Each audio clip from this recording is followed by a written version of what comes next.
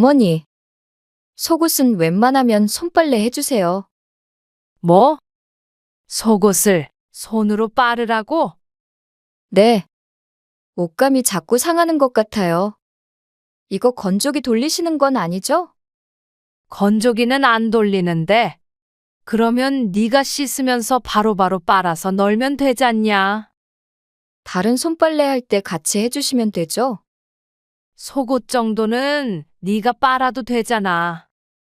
아니, 그냥 애들 옷 손빨래 할 때 어머니가 같이 주물주물 해주시면 되죠? 아무리 그래도 어떻게 시애미한테 속옷을 빨아달라 그래? 어려운 일도 아니고 레이스 상할까봐 그러는 거잖아요. 오늘 이야기 속 주인공은 66세 선옥자 씨입니다. 그리고 그녀의 아들 며느리에 관한 이야기입니다. 손 씨는 평생 자식만 생각하고 살았습니다. 뭐든 해주고 싶었고 그걸 희생이라고 생각해 본 적은 없었습니다. 하지만 그런 부모의 사랑을 이용해 먹고 버려버리려던 아들 며느리. 손주 둘을 어린이집도 안 보내고 집에서 돌보며 온갖 집안일을 다 해주었습니다. 그것도 부족해서 며느리의 속옷까지 손빨래를 해야 했던 날들이 떠올랐습니다. 손 씨는 자식도 자신을 사랑한다고 착각했습니다. 그런데 아들 며느리의 마음은 그게 아니었습니다. 손 씨는 그저 손쉽게 부려먹을 수 있는 몸종이나 다름없었습니다. 그런데 세상이 참 불공평했습니다. 손주 한 번 제대로 봐준 적 없는 사돈은 극진히 대접받고 그동안 헌신했던 손 씨는 오히려 언제든지 버려질 수 있는 존재가 되어 있었죠. 그래서 손 씨는 일방적인 사랑을 끝내려 했습니다. 그래서 아들네 집을 나와서 보란 듯이 복수해주게 되었습니다. 손 씨는 아들과 딸이 하나씩 있었습니다. 둘 다 결혼을 해서 새로운 가정을 꾸려 잘 살고 있었습니다. 딸이 둘째였지만 결혼은 좀 더 이르게 해서 손주가 벌써 초등학교 입학을 앞두고 있었습니다. 그리고 아들도 최근에 연년생으로 둘째를 낳았습니다. 그런 아들, 딸 모두 손 씨와 멀리 떨어진 도시에 살고 있었기 때문에 결혼한 뒤 왕래가 잦지는 않았습니다. 명절 때나 돼야 볼 수 있었는데 아들네는 손주들 때문에 지난 2, 3년 동안엔 못 보는 일도 잦았습니다. 그런데 어느 날 손 씨는 아들에게서 갑작스러운 연락을 받았습니다. 엄마, 혹시 올라와서 애들 좀 봐줄 수 있어요? 올라와서 너희 집에서 지내라는 말이야. 2살, 3살짜리 손주들을 봐달라는 아들. 차 타고 3시간이나 걸리는 거리였기 때문에 아들네 집으로 들어와 살라는 말이었습니다. 너무나도 뜬금없는 제안이었습니다. 맞벌이하는 부부이기 때문에 그동안 도우미를 고용해 왔다는 걸 알고 있었습니다. 사정이 좀 그래서 그래요. 매달 드는 도우미 비용도 감당이 안 되고. 아들이 경제 사정이 안 좋아졌다면서 그 이유는 말을 아꼈습니다. 아들의 말에 손 씨는 조금 놀랐습니다. 둘 다 직장에 잘 다니고 있었는데 경제 사정이 나빠질 이유가 뭐가 있나 싶었습니다. 묻고 싶은 말이 많았지만 손 씨는 대신 다른 말을 했습니다.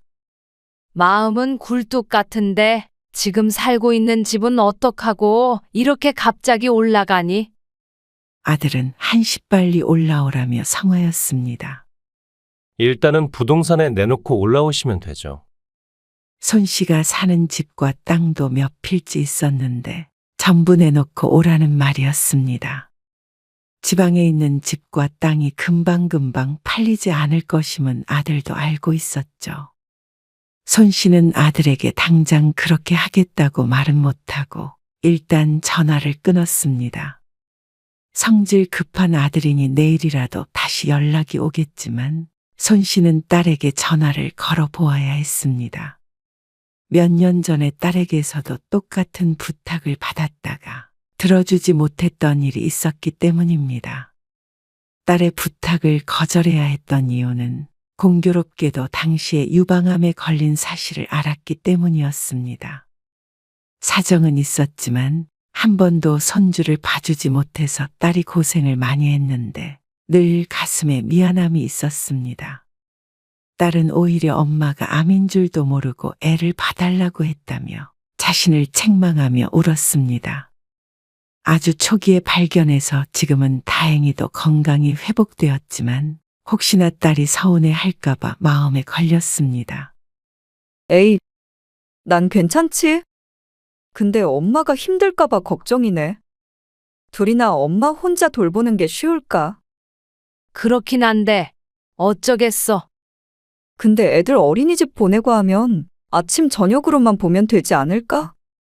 손 씨의 이야기를 들은 딸은 긍정적이었습니다.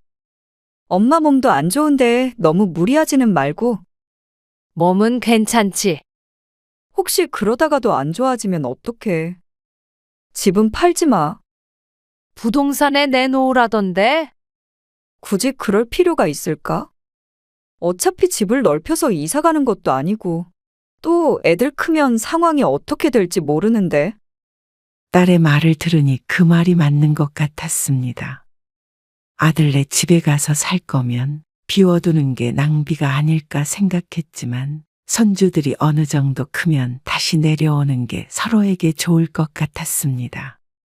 돌아올 곳이 있는 것과 없는 것은 달랐으니 말이죠. 딸과 전화를 끊고 나니 몇 년 전에 마을로 돌아온 이웃이 생각이 났습니다. 손 씨와 비슷한 경우였습니다. 딸이 경제적으로 어려워 집이며 땅이며 다 팔고 떠난 이웃은 5년 만에 빈털터리로 돌아왔습니다. 딸과도 연을 끊고 보증금 낼 돈도 없어서 단칸방에서 동네 사람들의 도움을 받으며 생활했습니다. 뒤에선 어리석다고 수군거렸지만 누구 하나 자신의 일이 될 것이라는 생각은 하지 않았습니다. 물론 손 씨도 내 자식이 그럴까 싶었습니다. 하지만 딸의 말처럼 굳이 집을 팔고 갈 이유도 없다고 생각했습니다. 그리고 이것이 훗날 손 씨 인생에서 가장 잘한 결정이 되었죠. 엄마, 근데 애 봐준 돈은 준대지? 엄마 생활비나? 아들네 가기로 한 이틀 전 딸과 통화를 하는데 딸이 물었습니다. 돈? 그런 말은 안 하던데. 아들도 그런 언급이 없었고 손 씨도 돈을 받을 생각은 없었습니다. 그런데 딸이 펄쩍 뛰었습니다. 에이, 그래도 돈 한 푼 안 받는 건 아니지. 아무리 그래도 엄마가 올라가서 생활할 만큼 정도는 줘야 하는 거 아니야? 가서 돈 쓸 일이 뭐가 있어? 세상에 돈 쓸 일 없는 사람이 어디 있어? 엄마도 돈 있어. 돈이 있고 없고가 중요한 건 아니지. 안 쓰더라도 일단은 받아도. 손 씨는 됐다고 했지만 딸이 아들에게 전화를 했는지 어쨌는지 다음 날 전화를 걸어왔습니다. 저희도 사정이 좋지 않아서 많이는 못 드리고요. 한 달에 60만 원 드릴 수 있어요. 아이고, 괜찮다고 해도. 그래도 애 둘을 돌보려면 힘드시니까. 하지만 흔쾌한 말투는 아니었습니다. 마지못해 주는 듯한 느낌은 있었지만 손 씨는 딸의 말을 떠올렸습니다. 그래서 받아서 나중에 도와줄 때 도와주더라도 한 달에 60만 원이라도 받아두기로 결심했습니다. 그리고 그 다음 날 손 씨는 정돈해둔 집을 떠나 단출한 짐을 들고 아들네 집으로 갔습니다. 그리고 도착한 아들네에선 어쩐지 어색한 기분이 들었습니다. 그동안 몇 번 방문한 적은 있었는데 이렇게 같이 살게 될 줄은 몰랐습니다. 아들네는 쭉 같이 살 것처럼 이야기했지만 손 씨는 어쩐지 그게 10년을 넘기지는 못할 것 같았습니다. 손 씨가 올라간 뒤로 아이들을 봐주던 사람은 일을 바로 그만두었습니다. 그래도 엄마가 와서 한시름 났어요. 사람 쓰는 비용이 상상 초월이에요. 거의 한 사람 월급이 들어간다며 고개를 저었습니다. 그리고 일주일도 안 돼서 그렇게 많은 돈을 줘야 했던 이유를 몸소 깨닫게 되었습니다. 어린 아이 둘을 온종일 보는 일은 결코 쉽지 않았습니다. 아이 둘을 어린이집을 보내지 않고 하루 종일 다른 사람에게 맡겼으니 그럴만도 했습니다. 그것도 연년생을 말이죠. 아시다시피 일이 바빠서 집안일까지 할 시간이 별로 없어요. 애들 보면서 집안일도 조금씩 해주시면 좋겠어요.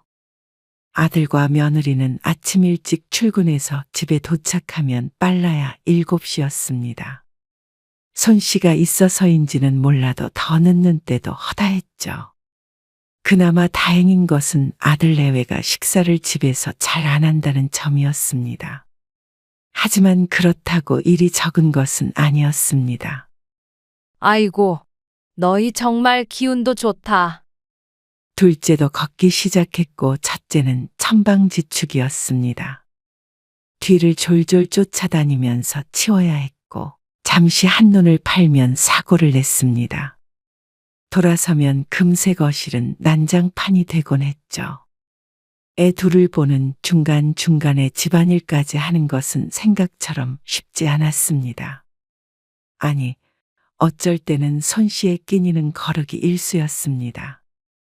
이러니까 요즘 다들 애를 안 낳지. 둘이 함께 벌지 않으면 살기 힘든 세상이 되었고, 그러면 애를 낳아 키우기 어려웠습니다. 이렇게 부모의 도움을 받지 않으면 말이죠. 손씨는 그나마 자신이 도와줄 수 있어서 다행이라고 여겼습니다. 어머님, 청소하실 때 안방도 좀 해주세요. 여태 안 하셨죠? 안방은 안 열어봤지. 열어보셔도 괜찮아요. 안방에 화장실도 있고 그런데 전혀 정돈이 안 돼서 불편해요. 그래? 보통은 아이들이 노는 거실을 위주로 청소를 했고 작은 방도 돌아가면서 치웠습니다. 그런데 여태 안방은 건드리지 않았습니다. 괜히 며느리가 불쾌할 것 같기도 했고 안방 정도는 아무리 바빠도 스스로 할 수 있다고 생각했죠. 그래, 알았다. 그리고 다음날 아들 며느리가 출근한 뒤에 열어본 안방은 참 심란한 상태였습니다. 이부자리도 엉망이었고 화장대는 뭘 어디서부터 손을 대야 할지도 몰랐습니다. 특이한 며느리구나 싶었습니다. 자신의 방이 이랬다면 절대로 시어머니한테 열어보게 하지 않았을 것 같았습니다. 다들 시부모가 안방문을 열어보는 걸 싫어하지 않나 싶었는데 며느리는 아무렇지도 않은 듯 했습니다. 거기에 더해 오히려 청소를 해달라는 걸 보니 희한하다는 생각을 안 할 수가 없었죠. 다른 곳을 청소할 때보다 조심스럽게 여기저기 정리했습니다. 손주들 낮잠을 재워놓고 안방 화장까지 청소하고 나오니 어쩐지 한숨이 샜습니다. 아이들만 봐주러 오라더니 그 외에도 해야 할 일이 너무나 많았습니다. 오히려 회사만 나가면 집에 대한 신경을 끄는 아들 며느리가 부러울 지경이었습니다. 청소를 마치니 낮잠에서 깬 둘째 손주가 울었습니다. 허리를 펼 시간도 없이 황급히 손주를 향해 걸음을 옮겼습니다. 이내 손씨의 얼굴을 보고 웃는 손주를 보니 손씨도 덩달아 웃음이 났습니다. 그래도 힘든 와중에 이렇게 손주들 재롱도 보고 행복할 때도 분명히 많이 있었습니다. 그래서 아무리 지쳐도 아들네 집에 올라온 것을 손씨는 후회하지 않았습니다. 다만 10년만 더 젊었다면 좋았을 것 같다고 생각하긴 했습니다. 체력만 받쳐준다면 자식을 위해서 육아도 집안일도 얼마든지 해줄 수 있었습니다. 그러던 어느 날이었습니다. 당신이 나한테 할 말이 있어? 아, 바가지 좀 그만 긁으라고. 언제적 얘기를 지금까지 해. 언제적이라니. 그것 때문에 지금 이 고생하고 있는 거 아니야. 네가 무슨 고생을 더 한다는 거야? 회사 똑같이 다니는 거 밖에 더 있어? 그래서 애 봐주는 사람도 자르고 엄마 불렀잖아. 뭘 잘했다고 큰 소리야? 이번 달 구멍 난 건 어떻게 메꿀 건데? 네가 애초에 살림을 잘했으면 경제 상황이 훨씬 나았겠지. 지도 사치 부리고 잘한 거 없는 주제에 땡땡거려. 뭐? 땡땡. 너 말 다 했냐? 너 지금 너라고 했냐? 너도 하잖아. 왜? 조금 있으면 때리겠다. 잠자리에 들기 전 안방에서 큰 소리가 들려왔습니다. 문을 닫을 생각도 안 하고 서로에게 퍼부어대는데 무슨 일인지 정확히는 알 수 없어도 분위기가 무척 험악했습니다. 아이들이 깰까 무서워 손씨가 작은 방 문을 조용히 닫고 나왔습니다. 안방 근처에서 안절부절하고 있는데 이제는 서로 욕설까지 오고 갔습니다. 차마 듣기에 민망한 거친 말이 들리니 이걸 말려야 하나 싶었습니다. 서로 할 말 못할 말이 한참 오가는 동안 손씨가 문 앞에서 서성이다가 이내 뒤를 돌아섰습니다. 손씨가 말릴 만한 상황도 아니었기에 모른 척 하는 게 나을 것 같았습니다. 손씨는 다시 손주들이 자고 있는 방으로 돌아왔습니다. 새벽에 종종 깨는 둘째 손주 때문에 손씨가 데리고 자는데 아이들의 얼굴을 보고 있자니 머릿속이 복잡했습니다. 아마 돈 때문에 싸우는 것 같은데 이러다가 큰일이라도 나는 게 아닌가 싶었습니다. 아들도 성격이 불같았고 며느리도 이렇게 보니 비슷한 것 같았습니다. 불같은 사람 둘이 만나서 싸우니 이러다가 이혼이라도 하겠다고 할까봐 무서웠습니다. 손씨는 뜬 눈으로 밤을 보냈습니다. 하도 뒤척였더니 이곳저곳 쑤시기도 하고 눈도 뻑뻑했습니다. 그런데 주말인 다음 날 아침 아들이 손씨를 불러 물었습니다. 엄마, 시골에 밭이 몇 평이나 됐죠? 밭? 그건 갑자기 왜? 무슨 말을 할까 긴장했는데 뜬금없는 질문이 들려왔습니다. 어째서 그런 걸 묻는지 몰랐습니다. 집도 리모델링 한 지 오래 안 됐잖아요. 그렇지. 그러면 팔면 돈이 좀 되긴 하겠네요. 아, 그건 안 팔려고 했는데 안 팔겠다니요? 나중에 어떻게 될지도 모르겠고. 나중에 왜요? 이제 여기서 계속 사시는 거 아니었어요? 아들은 서운한 티를 내며 언성을 높였습니다. 손씨가 돌아갈 생각을 했다는 것에 서운한 것인지 무엇인지 모르겠지만 그렇다고 해도 자신의 집을 파는 것은 섣불리 해서는 안 될 것 같았습니다.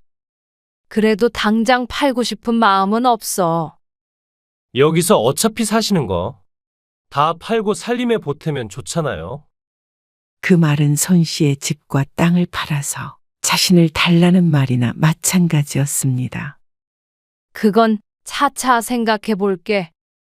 지금 당장 내놔도 금방 팔리는 건 아니잖아. 그러니까 오히려 지금 내놔야죠. 제가 대신 알아봐 드려요? 아니야. 알아서 할게. 그러자 아들이 더는 밀어붙이지는 않았지만 기분이 상한 듯 했습니다. 그리고 얼마 뒤에 아들이 또 묻자 손씨는 고개를 저었습니다. 아무래도 그걸 파는 건 아닌 것 같다. 그러자 아들의 표정이 돌변했습니다. 차가운 말투로 알았다고 하고 돌아섰습니다.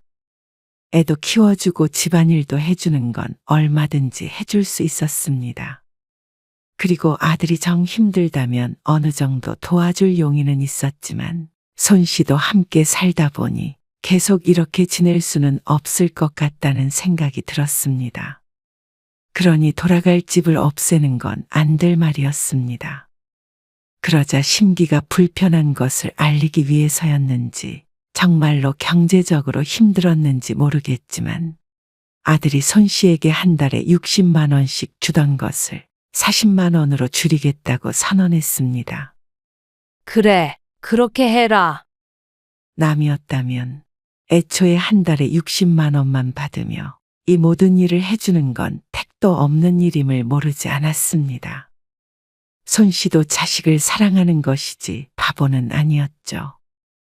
60만 원이나 40만 원이나 생활비로는 부족한 돈이었고 20만 원은 큰 차이도 아니었습니다. 그저 아들이 힘들다니 어쩔 수 없다 생각했습니다. 그렇게 해서라고 좀 부담이 덜하다면 그걸로 됐다고 생각했죠. 엄마, 용돈 보냈어. 용돈? 지난달에도 줬잖아. 보내지 말라니까 정말로. 딸은 오히려 손 씨에게 가끔씩 용돈을 보냈습니다. 딸이나 사위가 돈을 잘 버니 종종 이렇게 주곤 했는데 아들네에 있는 지금 받기에는 딸에게 미안했습니다. 나가서 맛있는 것도 먹고 그래, 엄마. 딸은 온종일 집에 갇혀 있는 손 씨를 안쓰럽게 생각했습니다. 손 씨가 어떤 일을 하는지 딸도 모르지 않았죠. 엄마, 무조건 희생하고 그러지 말어. 그런다고 오빠가 알아주나? 새언니랑 오빠 성격 몰라? 누구보다도 두 사람의 성격을 아는 것이 손 씨였습니다. 아들 부부가 싸웠다는 이야기는 딸에게 하지 않았지만 그래도 그 불같은 성격을 어느 정도는 아는 것 같았습니다. 내 걱정은 말고 너도 밥 잘 챙겨 먹어. 엄마가 내 걱정하지 마. 나는 잘 사니까. 받는 돈을 40만 원으로 줄였다는 말도 하지 않았습니다. 이번에는 아들과 딸이 싸우는 꼴을 보게 될까 봐서였습니다. 그러던 어느 날이었습니다. 하루 종일 손주들이랑 씨름을 하다 지쳐 앉아 있었는데 첫째 손주가 던진 장난감에 얼굴을 맞고 말았습니다.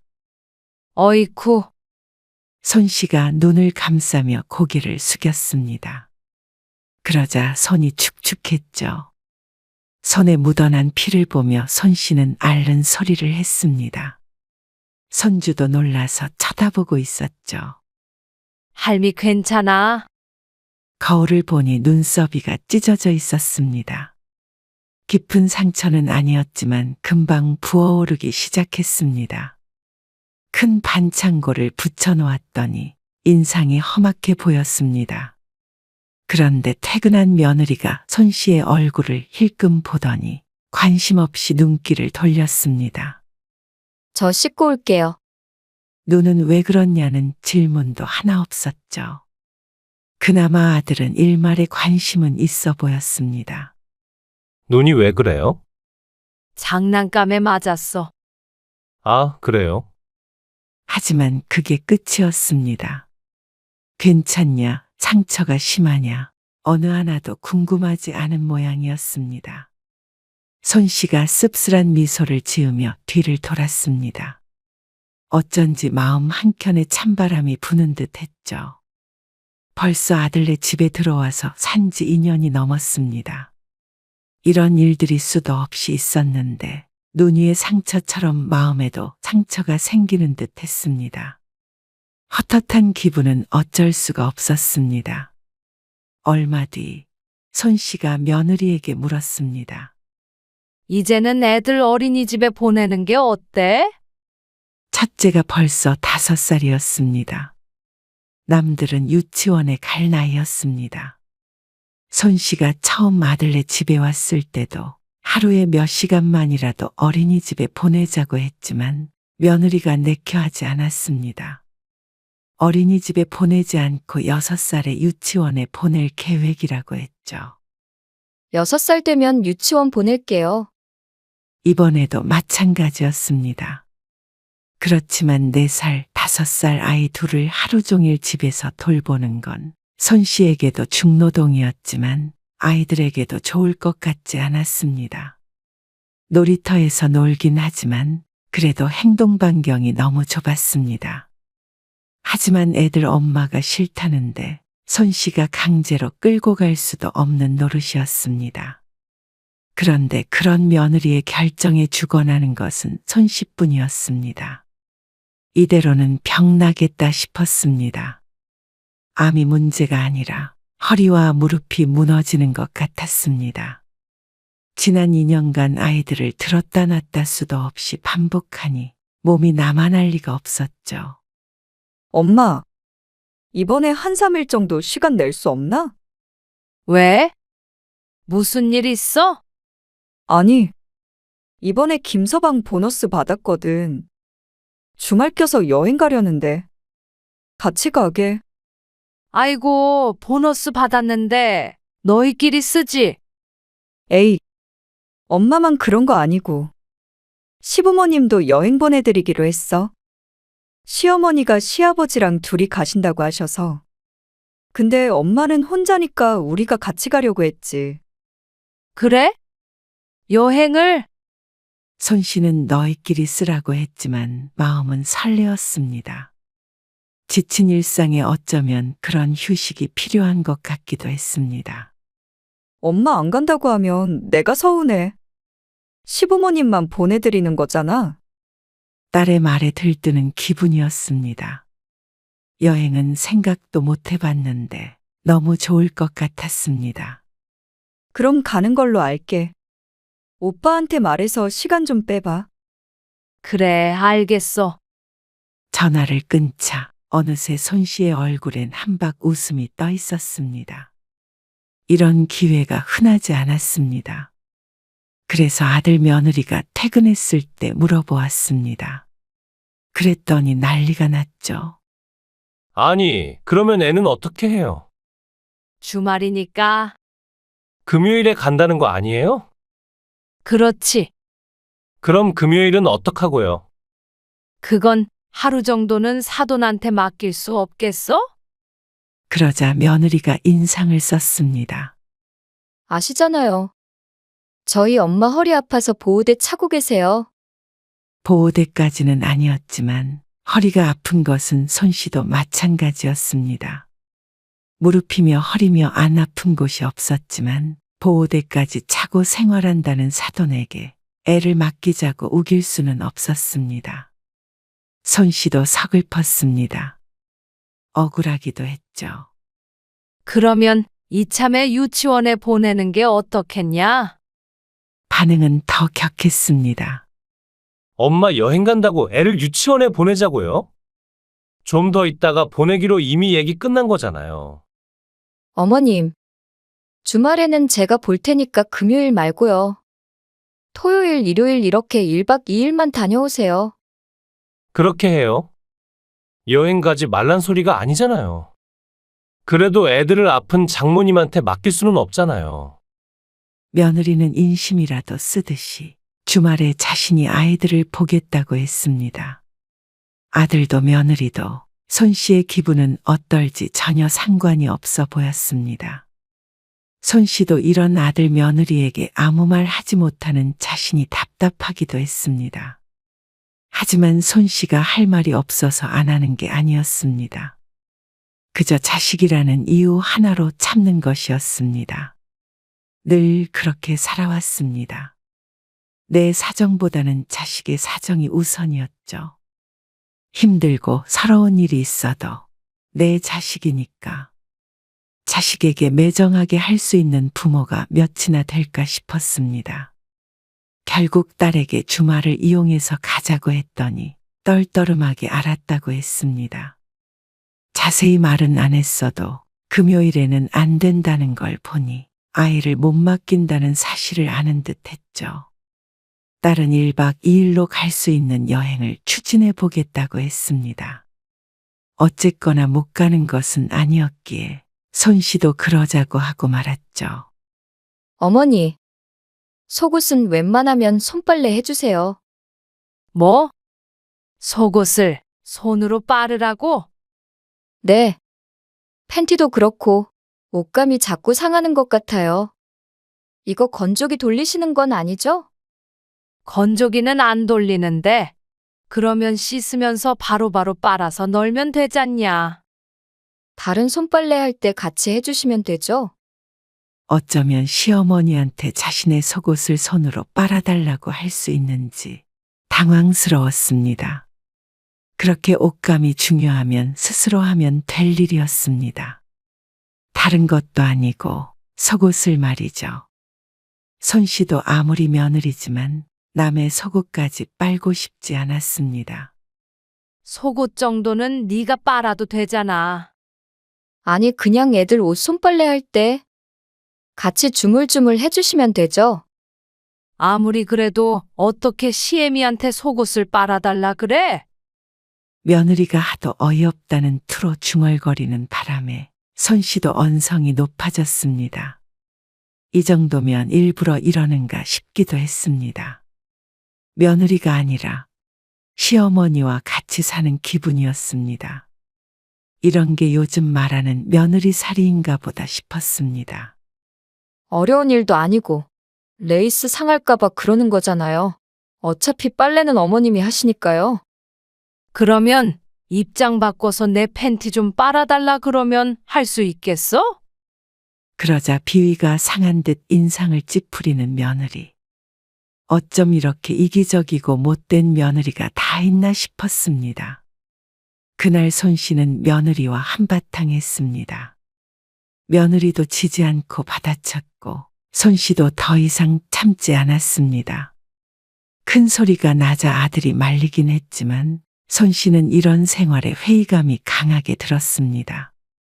그동안 서운한 일도 많았지만 이렇게 업신여김 당한다고 느낀 것은 처음이었습니다. 이제 보니 며느리는 손 씨의 도움을 받고 있다고 생각하는 게 아닌 듯 했습니다. 마치 자신이 손 씨를 모시고 살아주니 노동으로 갚으라는 듯 했습니다. 그렇게 며칠 동안 며느리와 대면대면하게 지내게 되었습니다. 이 생활도 끝이 다가오고 있는 듯 했죠. 그러다 며칠 뒤, 손 씨는 밤늦게 다용도실에 들어갔다가 충격적인 말을 들었습니다.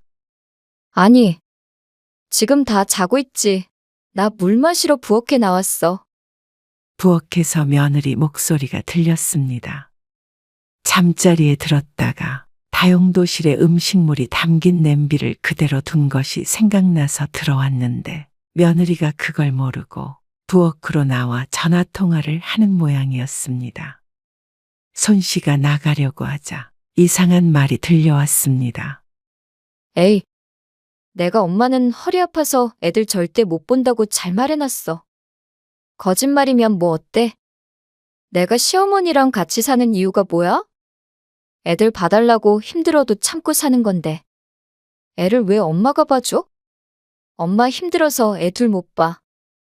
그럼 내 맘이 아프지, 걱정 마. 박서방도 다 아는데 뭐라고 안 해. 내가 요즘 스트레스 받아서 못 살겠어.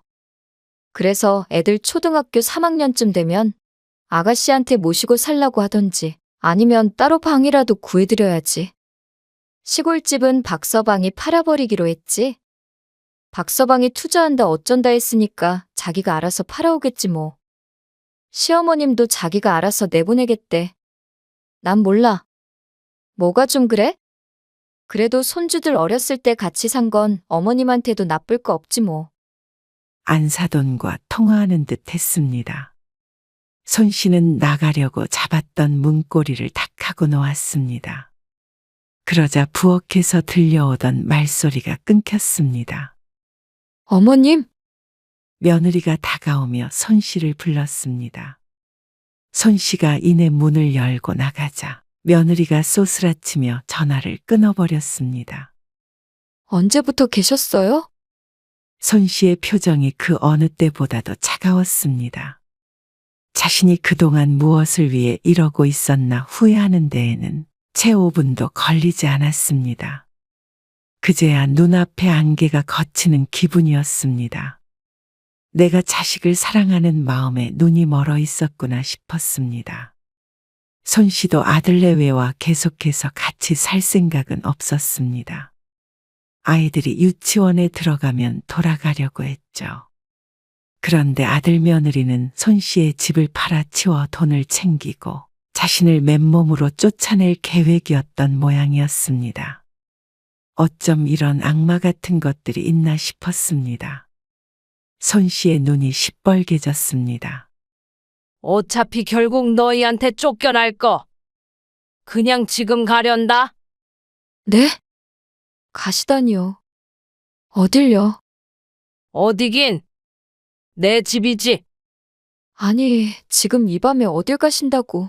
그리고 이렇게 가시면 애들은요? 내일 당장 출근할 게 걱정인 모양이었습니다. 웃음이 나올 지경이었습니다. 이 와중에 내가 그런 것까지 신경 쓰고 나가야 하니? 손 씨의 도끼에 찬 목소리에 며느리가 입을 꾹 다물었습니다. 손 씨가 큰 가방에 옷가지를 구겨 넣었습니다. 어차피 짐이라고는 얼마 되지도 않았습니다. 그리고 짐 싼다고 며칠 동안 머무르고 싶지도 않았습니다. 손에 집히는 만큼만 챙겨가고 나머지는 차라리 다 버리는 게 나았습니다. 그러자 며느리가 다급히 말했습니다. 어머님, 그런 게 아니에요. 오해세요. 어디서부터 어디가 오해인지 모르겠지만 설령 오해라도 내가 나갈 이유는 충분히 차고 넘치지 않냐? 소란이 일자 아들도 나와봤습니다. 어디 가세요? 어리둥절한 아들을 손 씨가 한번 노려보고는 짐을 들고 나와버렸습니다. 뒤에서 아들이 당황하며 소리치는 소리가 났지만 뒤도 돌아보지 않았습니다. 순식간에 손 씨는 아들과 분가를 하게 되었습니다. 이런 식으로 아들네 집에서 나오게 될 줄은 꿈에도 몰랐습니다. 아니 어쩌면 정해진 수순이었겠죠. 손 씨만 그걸 몰랐던 모양이었습니다. 내 자식을 위해서라면 무엇이든 할 수 있었던 그 사랑이 바보 같은 외사랑이었고 결국 손 씨를 비참하게 하는 잘못된 사랑이었다는 걸 깨달았습니다. 손 씨는 아들 며느리 전화는 받지 않았습니다. 문자 메시지로 회사를 쉬게 되었네 어쩌네. 아픈 장모님한테 애들을 맡기게 돼서 죄스럽네 어쩌네. 말이 많았습니다. 더 이상 연락을 받을 가치도 없었습니다. 그 뒤로는 아들의 전화는 차단해버렸습니다. 그리고 손 씨는 바로 땅 일부를 옆 땅 주인에게 팔았습니다. 밭을 넓힌다고 이전에 물어본 적이 있었던 이웃이었는데 원하는 가격에 팔아버렸죠. 그리고 보란 듯이 그 땅을 판 돈을 딸에게 주었습니다. 딸은 얼떨떨해 보였지만 아들에게서 더욱 격한 반응이 왔습니다. 모르는 번호로 걸려온 전화를 받으니 아들이었습니다. 이게 말이 돼요? 혜진이한테 돈 주셨어요? 그 집 안 파신다면서요?